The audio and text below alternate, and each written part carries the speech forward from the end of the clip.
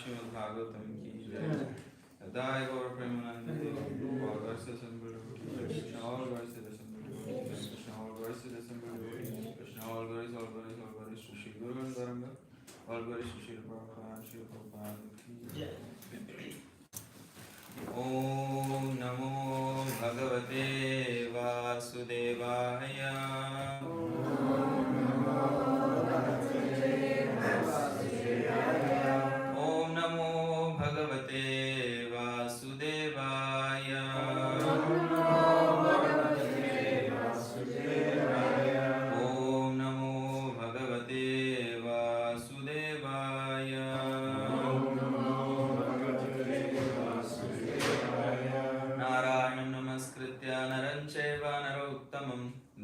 Saraswatim Vyasam Tato Jayamudiraye Nashtaprayeshu Bhadreshu Nityam Bhagavata Sevaya Bhagavati Uttama Shloke Bhakti Bhavati Naishtiki. Hare Krishna, reading from Srimad Bhagavatam, Canto 10, Chapter 14 and verse 3. These are Brahmaji's prayers. So I'll recite one line, you can repeat. Jnane prayasam namanta eva.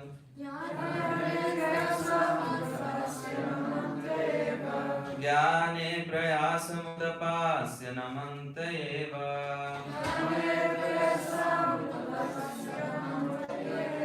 Jivanti सन्मुखरितां भवदीयवार्ताम् जीवन्ति सन्मुखरितां भवदीयवार्ताम् जीवन्ति सन्मुखरितां भवदीयवार्ताम् जीवन्ति सन्मुखरितां भवदीयवार्ताम् स्थाने स्थिता श्रुतिगतां भगवान् मनोभिर् स्थाने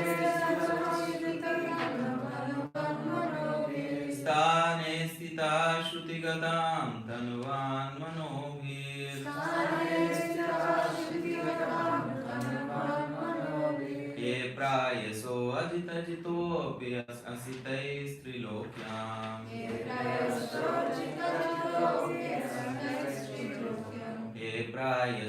अजितजितोऽपि असितैस्त्रिलोक्याम्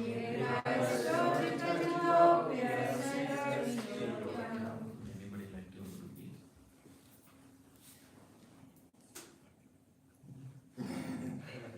That's fine. Translation and purport by His Divine Grace of Sharan Bhaktivedanta Swami Srila Prabhupada ki jai.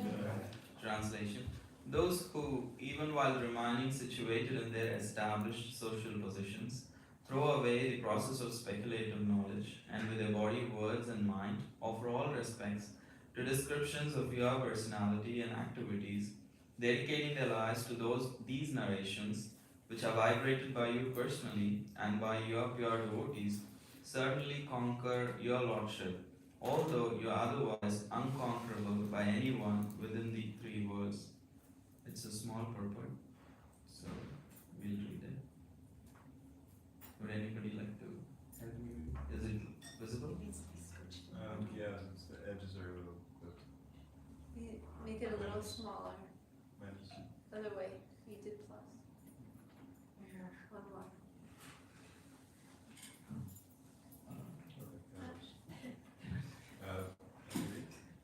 Yeah, but can you? I love this.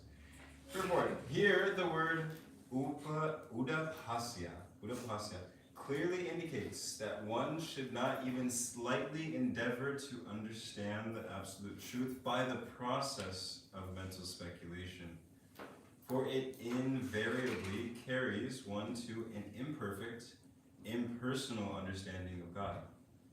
The word jivante indicates that a devotee who always hears about Lord Krishna will go back home, back to Godhead, even if he can do nothing except maintain his existence and hear topics concerning the Lord. Shall I continue? Srila Sanatana Goswami has explained the words Tanuvan Manobi, the body, words, and mind, in three ways. In reference to devotees, through their body, words, and mind, they are able to conquer Lord Krishna. Thus becoming perfect in Krishna consciousness, they can touch his lotus feet with their hands, call him to come with their words, and attain his direct audience with their mind simply by thinking about him. In the case of non-devotees, the words Tanu Van Manobi refer to the word Ajita, unconquered, and indicate that those not engaged in the loving service of Lord Krishna cannot conquer the absolute truth by their bodily strength, verbal expertise, or mental power. Despite all their endeavors, the ultimate truth remains beyond their reach.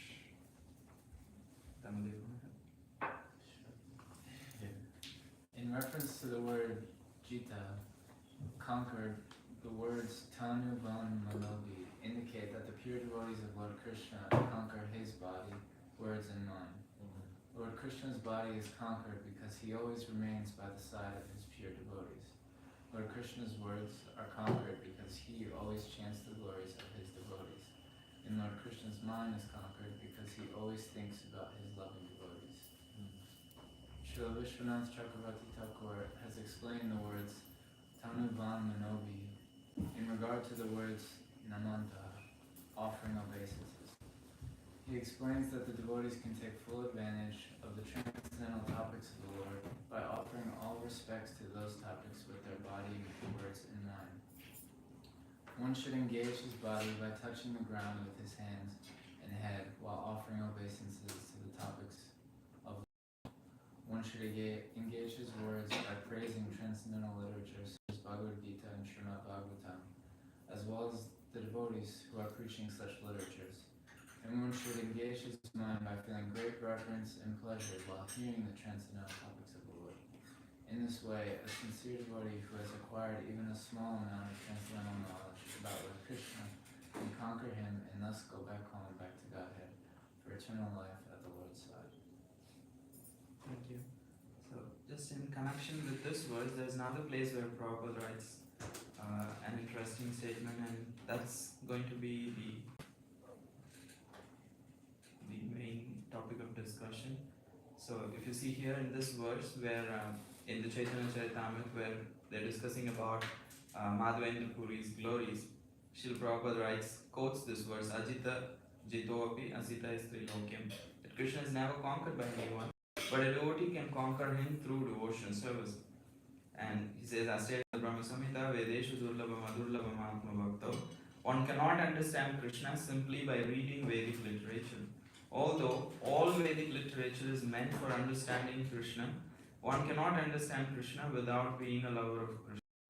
So I felt this statement is a beautiful statement. Can we all repeat together? From one cannot tell the whatever is highlighted.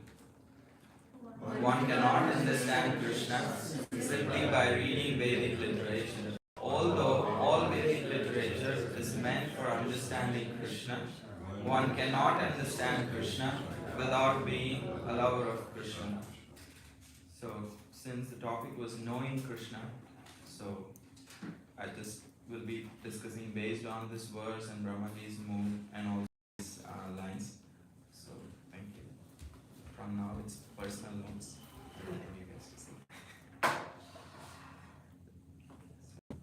Om Jnanatimirandasya Jnananjana Shalakaya Chakshurunmilitam Yena Tasmai Shri Gurave Namaha Shri Chaitanya Manobhishtam Sthapitam Yena Bhutale Swayam Rupa Kadamahyam Dadati Swapadantikam Vandeham Shri Guru Shri Yuta Padakamalam Shri Guru Vaishnavanscha Shri Rupam Sagrajata Sahagana Raghunathanvitam Tam Sajivam Sarvaitam Savadhutam Parijana Sahitam Krishna Chaitanya Devam Shri Radha Krishna Padan Sahagana Lalita Shri Vishakhanvitamsya Hey Krishna Karuna Sindho Dinabandho Jagatpate Gopesha Gopika Kanta Radha Kanta Namostute Tapta Kanchana Gaurangi Radhe Vrindavaneshwari Vrishabhanu Sute Devi Pranamami Haripriye Ancha Kalpatarubhyascha Kripa Sindhubhya Evacha Patitanam Pavanebhyo Vaishnavebhyo Namo Namah Jai Shri Krishna Chaitanya Prabhu Nityananda Shri Advaita Gadadhar Shivasadi Gaura Bhakta Vrinda Hare Krishna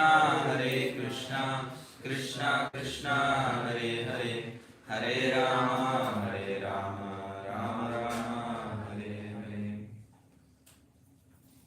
Reading those two lines again. Like one cannot understand Krishna simply by reading Vedic literature. Although all Vedic literature is meant for understanding Krishna, one cannot understand Krishna without being a lover of Krishna. So I was just sharing this with Satyaraj Prabhu. He asked me, what are you going to speak about? I said, I only know this is going to be on those two lines. So then he was sharing that how in India a lot of people know about Krishna, but they may not actually love Krishna. So it again like kind of was reinforcing the statement of Srila Prabhupada. Knowing Krishna and loving Krishna is like completely different. And the reason that Krishna comes is to help us develop love for him, and that's why he comes and performs wonderful pastimes. As recently hearing His Holiness Radha Govinda Swami. So he was sharing this pastime how the friends of coward friends of Krishna are like caught up in a forest fire, and they're all like asking for help. They're praying, oh Krishna, Krishna, Mahavira, Rama, and Udbhaga Veera. So like that, so they're just praying to Balrama and Krishna. And Krishna tells them, okay, I'll save you guys, just close your eyes. So like what kind of a strategy it is, like if you're in between fire, the fireman says like if your house is in fire and the fireman says, okay, just close your eyes, we will take care of it. So, but yeah, the boys have faith in Krishna, so they all close their eyes. But one friend of Krishna, his name is Mansukh. So he thinks like, what is this weird thing that I have to close my eyes? So if you have ever played in childhood like hide and seek, so you tell the boys or the girls to, the one who's going to find everyone to close their eyes, they'll be closing eyes like this. So Mansukh also was like, I really want to see what Krishna is going to do. So then he's like slightly opening his eyes and seeing like what is Krishna doing, and he sees Krishna is swallowing all that fire. So he becomes very concerned. Oh, Krishna is swallowing fire; it will hurt him. So he thinks, okay, if I tell, he won't listen. So I would have to run and tell Mother Yashoda that she can take care of him immediately. So he starts running because there are so many coward boys. He kind of slips and starts running back to Yashoda's house. And Krishna understands that Mansukh saw this. So he expands. Before Mansukh reaches, he expands. He goes to Mother Yashoda and says, I'm very tired. She says, like, why are you at this time back at home? Like, where are the cows? Where are your friends? What's happening? He said, no, they were all teasing me. So I'm just like got so frustrated. So I just want a break. So I came. Give me some. I'm very hungry. Give me a glass of milk. But she says, like, but it's like hot summer. It's like middle of the day. Who drinks like milk? And you're supposed to drink milk hot. So he says, no, I want hot milk. So she brings hot milk, and Krishna touches and says, oh, this has burnt my mouth, so just aerate it more, like cool it down. So literally it becomes like lukewarm, like room temperature, and then he says, oh, this is perfect temperature, and he drinks. And Yashoda is like confused, what is this boy doing in the middle of the day asking for hot milk and then asking me to cool it down so much that it is room temperature. So then he says, okay, I'm going to go back to my friends. So he leaves. Then by then Mansukh arrives, and then she's already kind of delayed in her work. So Mansukh comes and yells like, Mother Yashoda, and she's like, okay, now what? Like just now Krishna came, like why are you here at this time? She says, do you know what Krishna did? Yeah, I know what he did. What did he do? So he says, Krishna just swallowed the forest fire. His mouth must be burning. She's like, what? Forest fire? He was just here, he couldn't drink a glass of like hot milk, and you're asking me to believe that he drank, he swallowed the whole forest fire. He says, if you don't go, I'll throw you in the kitchen fire. Just go, you're stopping me from my work. So she says like, so she just chases him away. So Mansukh comes back and he's so confused, like why Mother Yashoda is believing, and Krishna is like thinking, okay, I already made the arrangements. So in this way, like it is not very easy to know Krishna, even just by seeing Krishna, how great he is or how wonderful he is. Yes, we need to use our intelligence in Krishna consciousness. It's not to say that when we have to become lover of Krishna, so it's all just about emotions and it's not about intelligence, it's not about studying scriptures.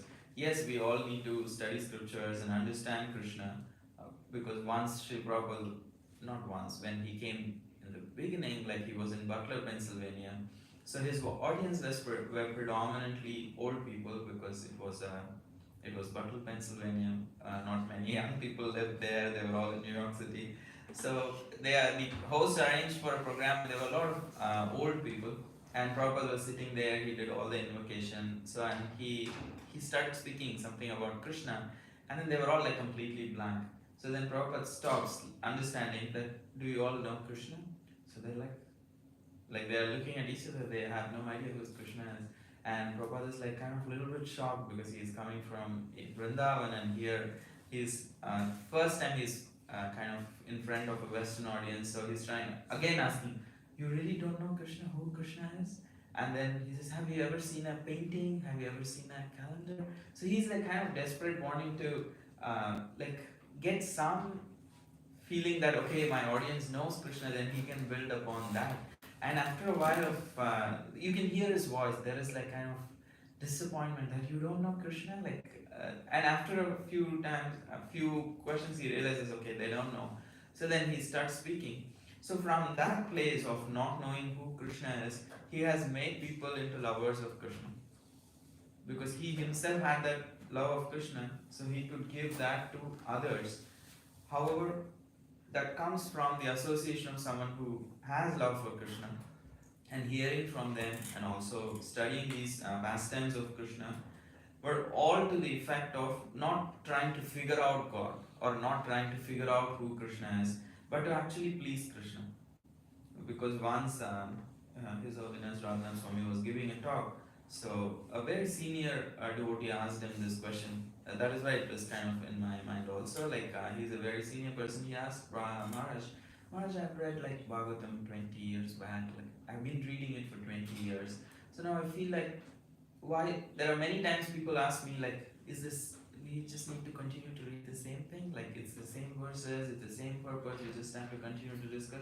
So my congregation is asking if I can speak on the current events, the happenings in politics, sports, and what's happening. What are the recent movies which are creating like kind of controversy? Like they want to know how to apply this knowledge of Bhagavatam and Bhagavad Gita in the current world, and in that lens, how to see the world. So how far is like okay? Like how much to do that? How much to just straight read from Bhagavatam like that? And Radhan Maharaj was telling him that how, yes, we read Bhagavatam like 20 years back, we know Bhagavatam, but why we continue to read Bhagavatam is not because we know or we want to know, we want to be in the presence of Krishna. He says when we read Bhagavatam, when we read Bhagavad Gita, when we come together and when we are discussing, it is more that we want to be in the presence of Krishna, more than just trying to understand him, because at the other Shri Krishna Namadi Nabhavet Grahyam Indriye Sevon Mukhe Jihvado Swayam Eva Spuratyadaha, that he reveals himself when we are in his presence, in that right attitude. Because there were so many people in the presence of Krishna when he was here. Kamsa was also in the presence of Krishna, or so many demons were in the presence of Krishna. But not everybody understood Krishna, who he is really, just by being in his presence. But being in his presence with an attitude of trying to please Krishna actually can help Krishna reveal himself in our hearts. And so here Maharaj is saying, like, we may know Bhagavatam already, we might have read it so many times, but we continue to read because we want to be in the presence of Krishna. Because what is more important than to know Krishna is to be in the presence of Krishna. And even this whole like attempt that now we are trying is to actually, it's more like a deity installation in another way through the sound form. Like we are trying to be in the presence of Krishna by discussing about Krishna and by reading from Srila Prabhupada books and reading his purpose and trying to understand and be in that attitude of okay, I want to please Krishna and wanting to be in that presence. So together we are all trying to create like how we can come in the presence of Krishna with an attitude of pleasing him, and in that way in each one of our hearts he can reveal. And depending on our own intensity, he can reveal in our own hearts, and that's the purpose of coming together and discussing about Krishna. Otherwise it's very difficult to know who Krishna is. So there's this saint Bilva Mangala Thakur. He is a blind saint. He was living in Vrindavan, and he has a very fascinating backstory. However, he was already here living in Vrindavan, and one day he hears the voice of a small boy. He says, "Oh Baba, where are you going?" And hearing his voice, he feels something.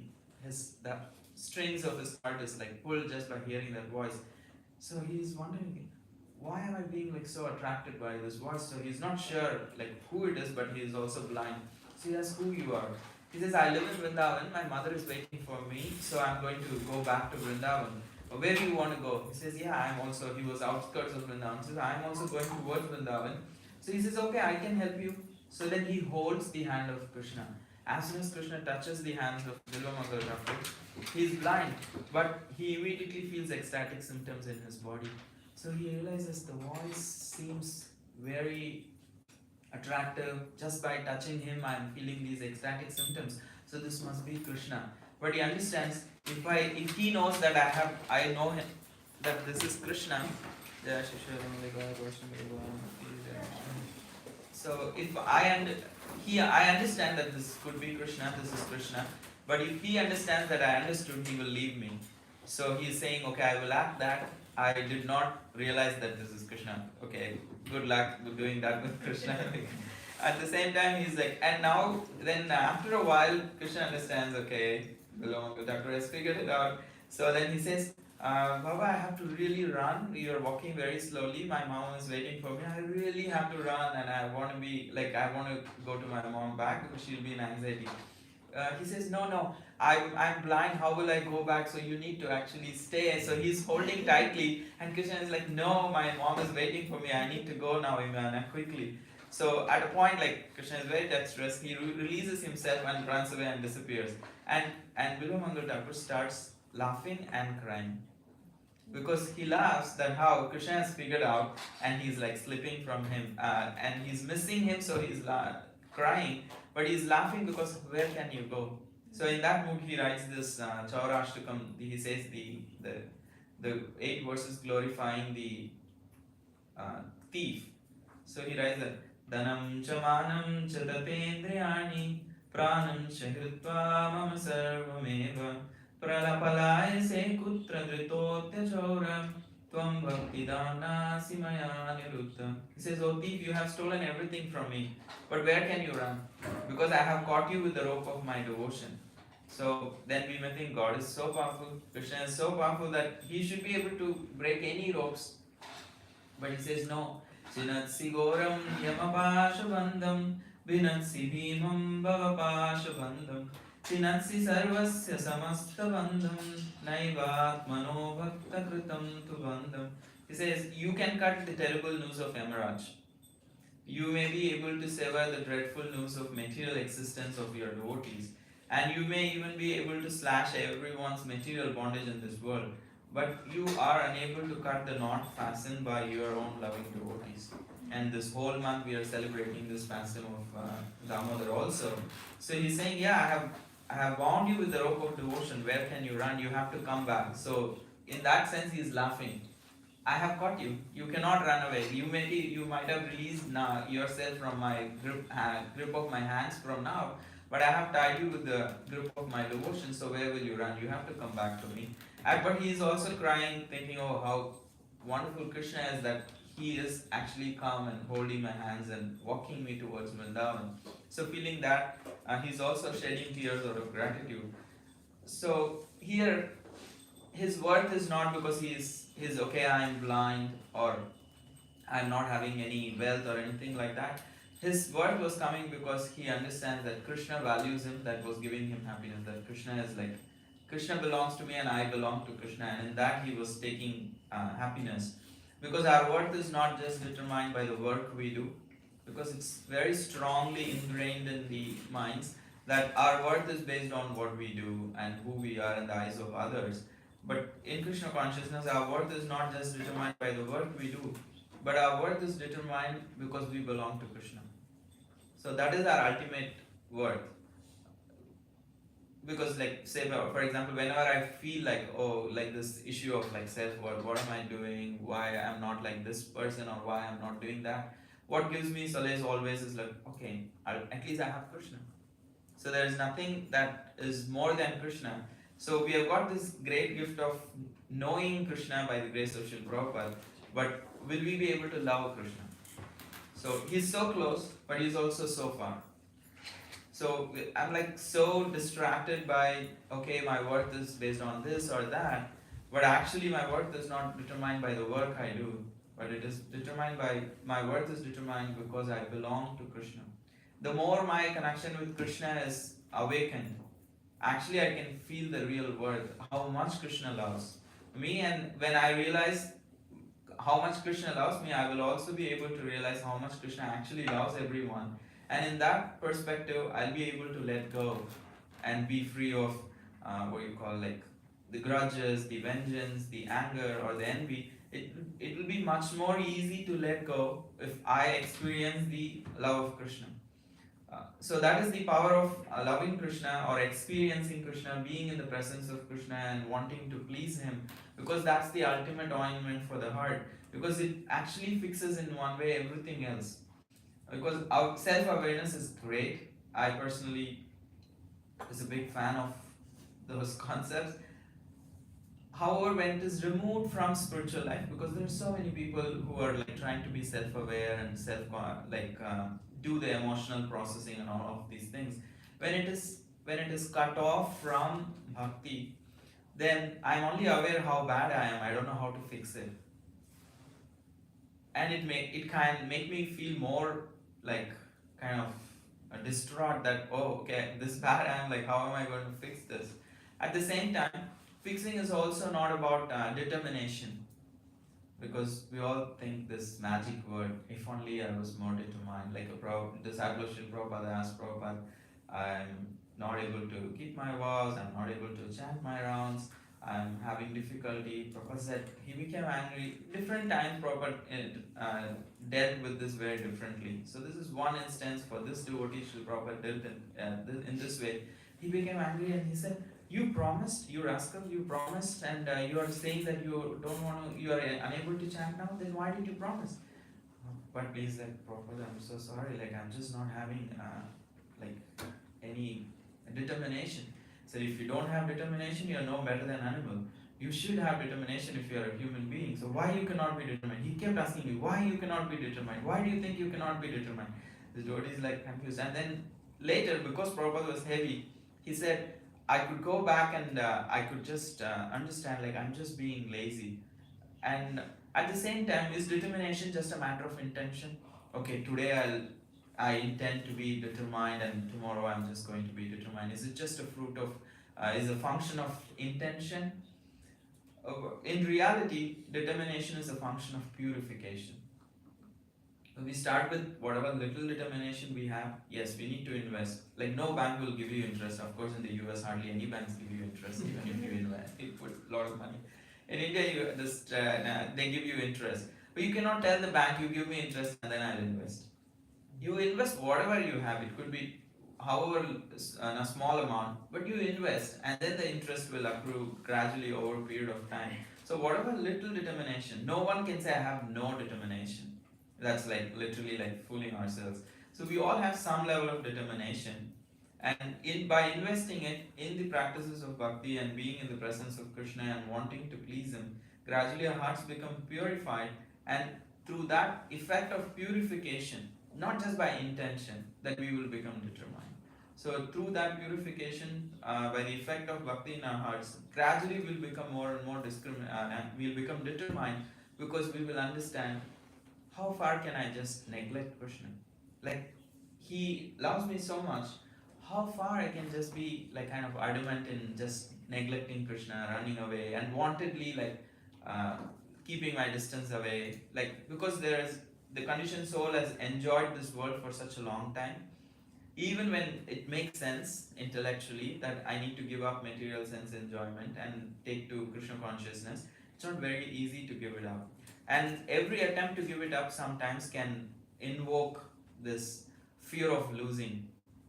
Oh, my source of enjoyment will go away. How will I become satisfied? Even though there is some taste coming from bhakti, still this taste has been for so long, it's very difficult to give up. Sometimes you go back with a vengeance, because you're just like that feeling of insecurity. You don't want to give it up because you haven't got that much taste here. So it's just like you go with a vengeance and then you somehow hold on to it. Eventually we'll come to a place where we realize, okay, how long can I just neglect Krishna? How long can I just run away from, or like kind of turn my head away from, and not realizing that he is open for a relationship, he is willing to love us, and he is always loving us. He is willing for us to love him back. And how long can I just delay this process? So the more we understand how Krishna loves us, and that is a higher motivator, that can act as a better factor for determination, a better motivator for determination than just our intentions alone. Intention is good, that's where we start, but that's alone is not enough.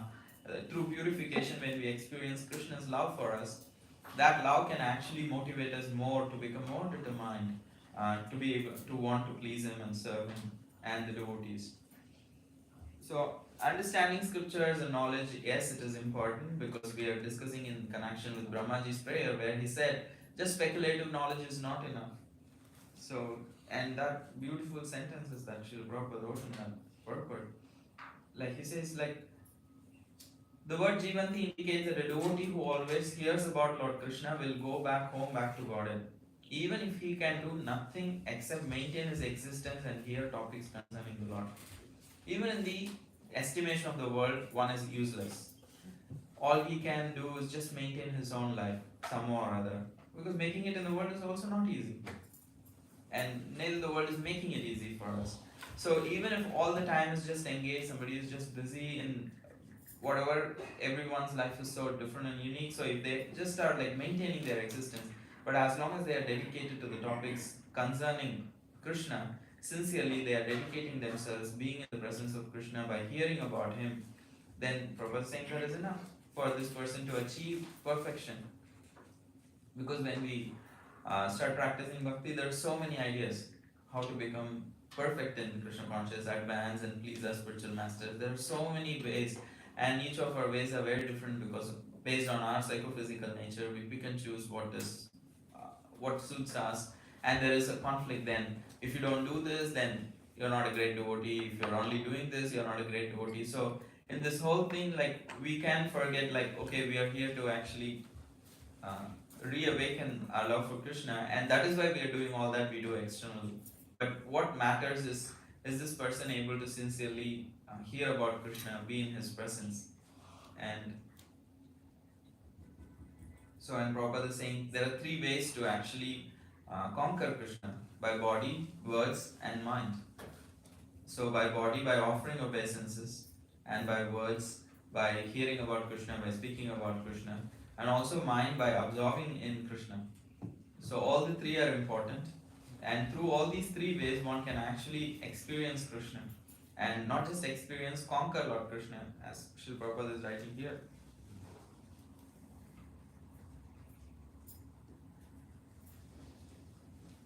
Anything so far that you want to add, reflect upon, share something else? We have now 15 minutes. I can go on, but like I would like to hear from all of you too. Is there a mic?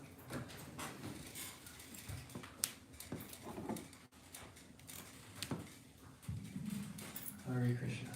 Thanks, Sharan Prabhu. I was just in Vrindavan with Dinabandhu Prabhu, and we were checking out Samadhi's different acharyas, and we went to Sanatana Goswami's, and there was great attention given to Sanatana Goswami's offerings to, I think it was Radha Madan Mohan, or Madan Mohan deity, and how he would offer these dry chapati balls. And Dinabandhu made the point that actually all of our service that we give to Krishna is like dry chapati balls. What makes it palatable for Krishna is the love that we do it with.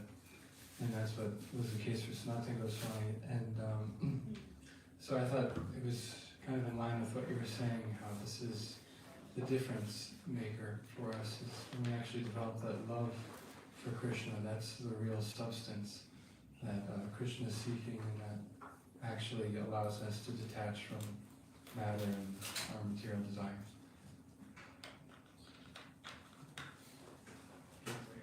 Like just thoughts that coming into my mind hearing you. Yeah, that's so beautiful that when you said like all our services are like those dry chapati balls. It's very true. And when Krishna asks them like, do you have some salt? Sanatana Goswami, he does not even have a salt. He says, I'm a mendicant, you will want salt today, tomorrow you will want sabji with this. No, I'm not giving you. This is all I have. If you want to eat, you eat. I don't have anything. So he was like, oh wow. He had that kind of relationship with Madan Mohanji. And the other thought that is coming into my mind is, as you were saying, like how this purpose of loving Krishna, because the word loving Krishna also seems like kind of can set around in my mind sometimes, because if it's all about emotions, like who knows my emotion is real, like is it like coming from which place, I don't know.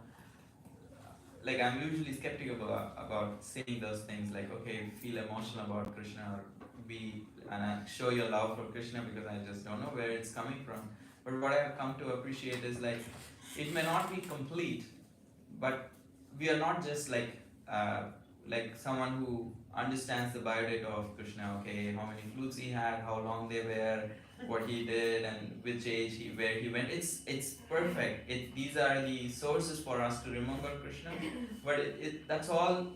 It's not the end to knowing Krishna, because knowing Krishna is next level of like what is in his heart and what does he really, what is pleases him.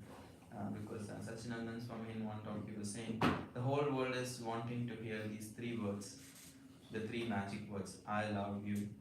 And he said in Krishna consciousness, we want to say the magic 5 words before Krishna.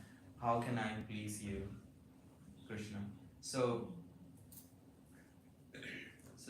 with that attitude, when we are trying, maybe we don't have like the fully blown manifested love in our hearts. However, through the process of being sincere and trying to execute bhakti, yes, some love can always be redirected. When that emotional connection is there, then there is more. Then there is more. Gradually, everything manifests. Did you want to share? No, you first. You know.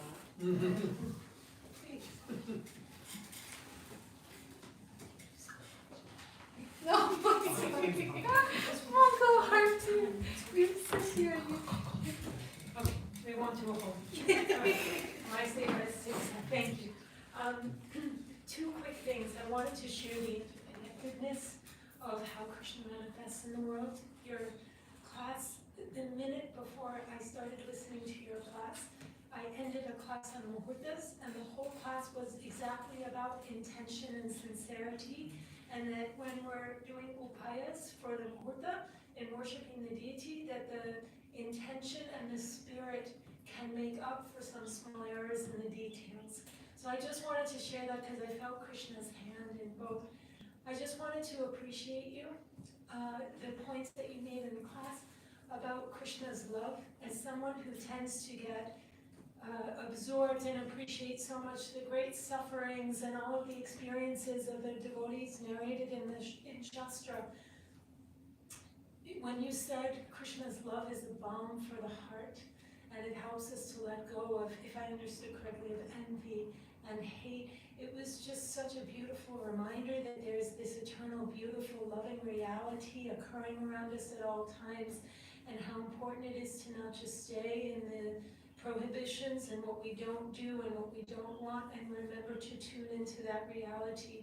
Thank you so much for sharing that reminder. During this Kartika month, I just felt like it was exactly what was needed for me. Thank you. Thank you.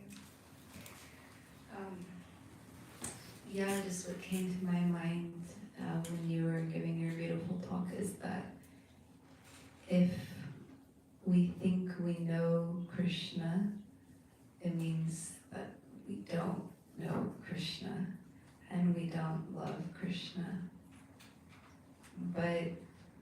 And if we think that we love Krishna, we don't love Krishna.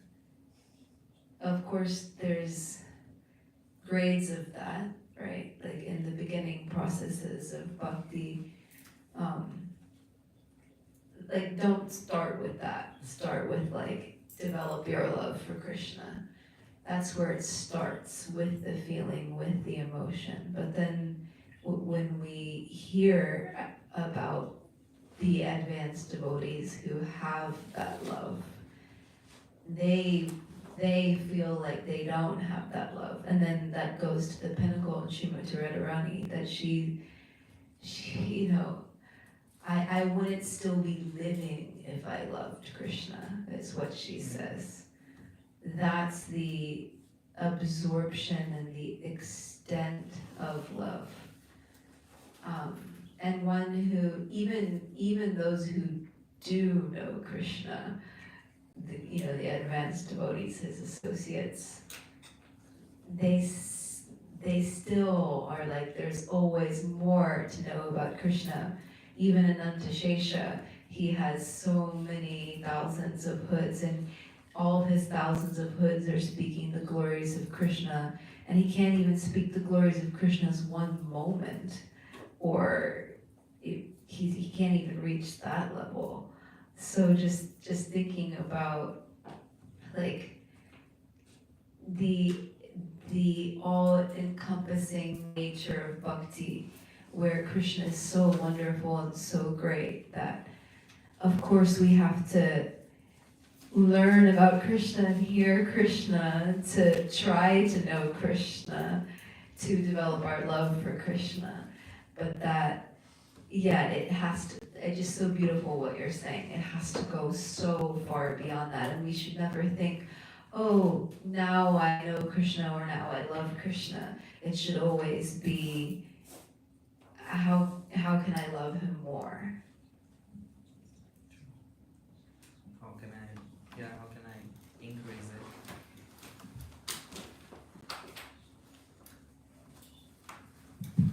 Hare Krishna. Thank you for giving class, Prabhu. My question is in regards to, and the purport mentions conquering Krishna through mind, words, and body. My question is, how can we express that sincerely, given our level and disposition? For example, Gajendra, he learns the prayers that he said in a previous life. So he learned them and he spoke them, but it was only when he was in this circumstance of Gajendra and he spoke them with sincerity that it had the effect. So my question is, how can we learn these things, learn these prayers and these activities, but begin to practice to express them in such a way where it starts to move the heart and starts to gradually conquer Krishna even, without having to be bitten by an alligator, ideally.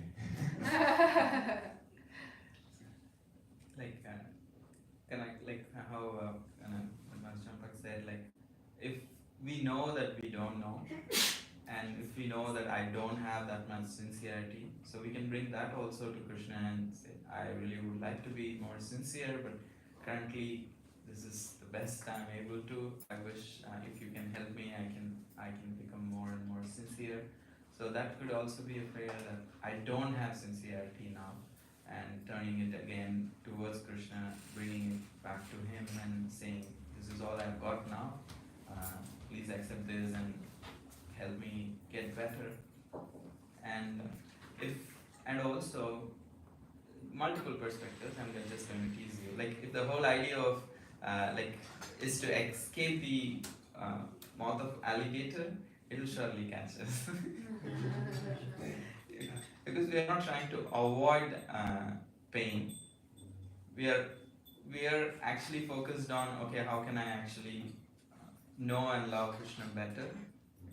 And even if it has to be through the pain that the time causes, we are okay with that. We are not so much concerned. We try our best, but Krishna can choose to actually put us in the mouth of an alligator. We don't know. Maybe when he chooses to teach us, we don't know how he will choose to teach us.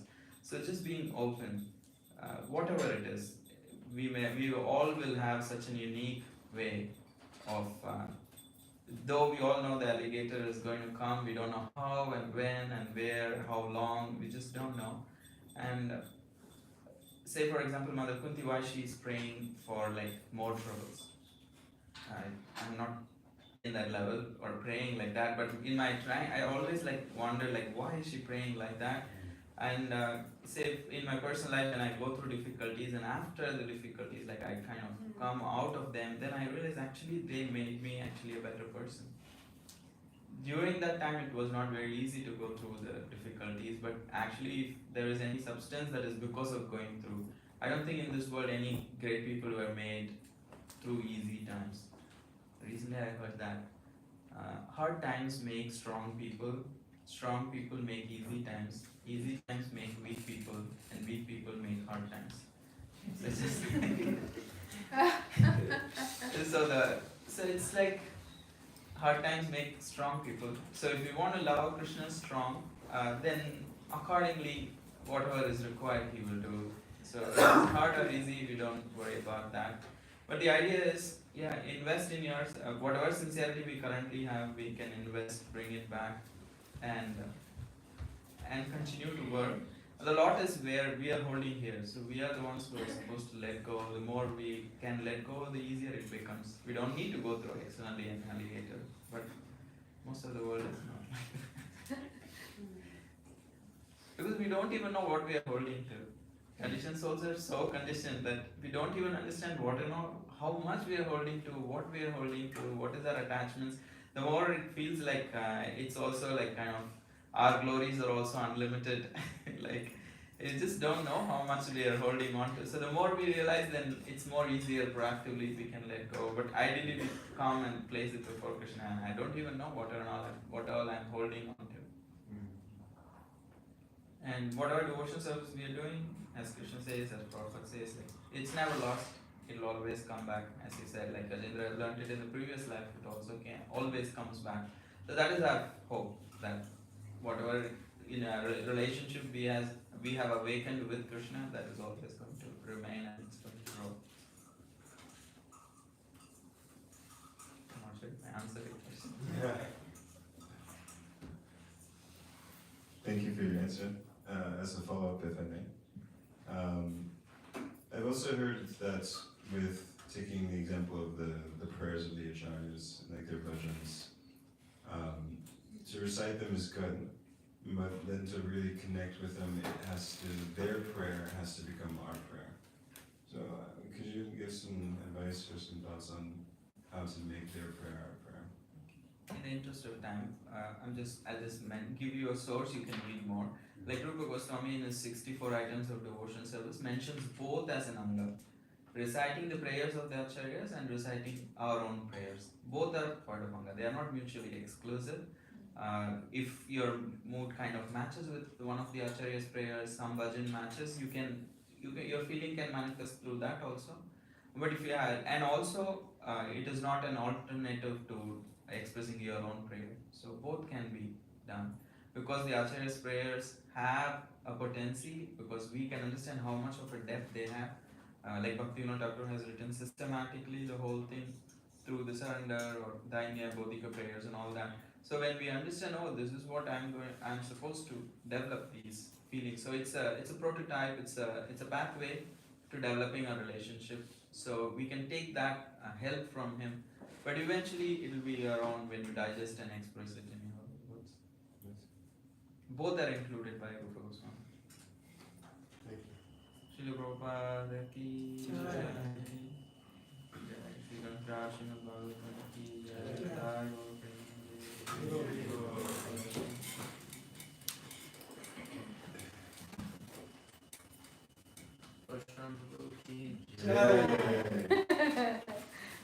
Hi, Gorshan. She already said it. Gorshan Prabhu ki jai. Thank you so much, and we're going to have, since it's Kartik, we're going to have now Arti and actually Damadarastakam. So I will hand out the words for Damadarastakam, and everyone will have the opportunity to light a lamp for Shri Sharan and Relida.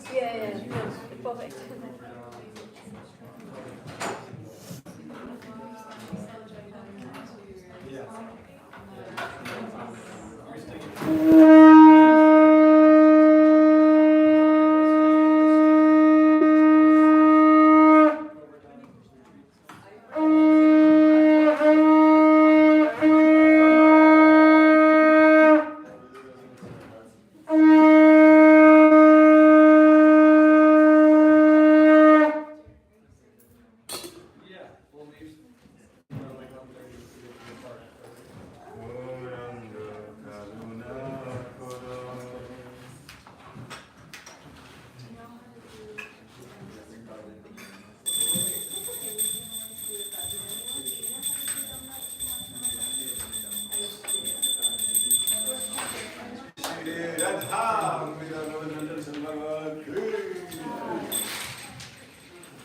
Bhagavad I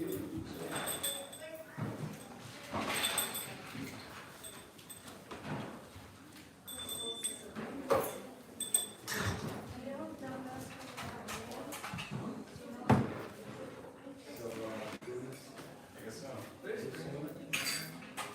I go you.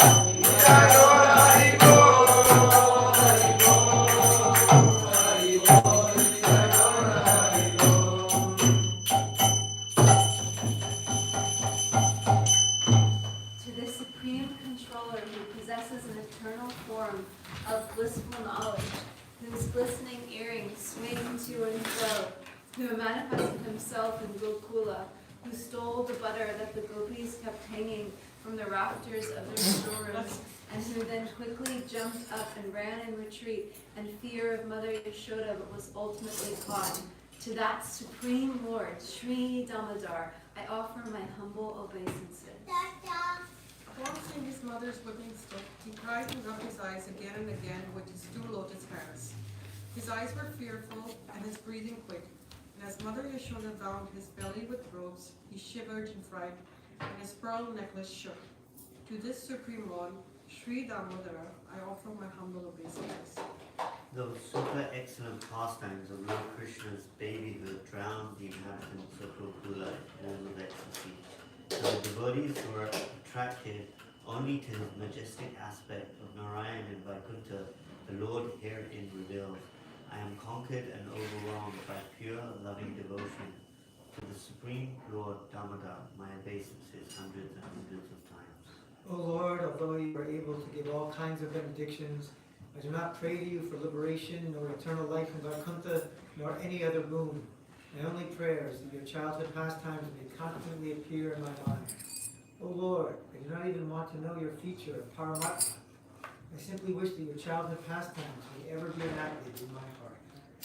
O Lord, the cheeks of your blackish lotus face, which is encircled by locks of curling hair, have become reddened like bimba fruits. due to Mother Yashoda's kisses. What more can I describe than this? Millions of opulences are of no use to me, but may this vision constantly remain in my mind. O one and only Vishnu, O Master, O Lord, be pleased upon me. I am drowning in the ocean of sorrow, and I am unprotected. Please shower the rain of mercy upon me. Uplift me and protect me with your nectarine rain. O Lord Damodara, in your form as baby Mother Yashoda bound you to a grinding stone with a rope for tying cows. You then freed the sons of Kuvera, Manigriva, and Nalabhuvara, who were cursed to treadless trees, and you gave them the chance to become your devotees. Please bless me in the same way. I have no desire for liberation into your conscience. O Lord, the entire universe was created by Lord Brahma, who was born from your abdomen, which was bound with a rope by Mother Yashoda. To this rope I offer my humble obeisances. I offer my obeisances to your most beloved Srimati Radharani and to your unlimited pastimes.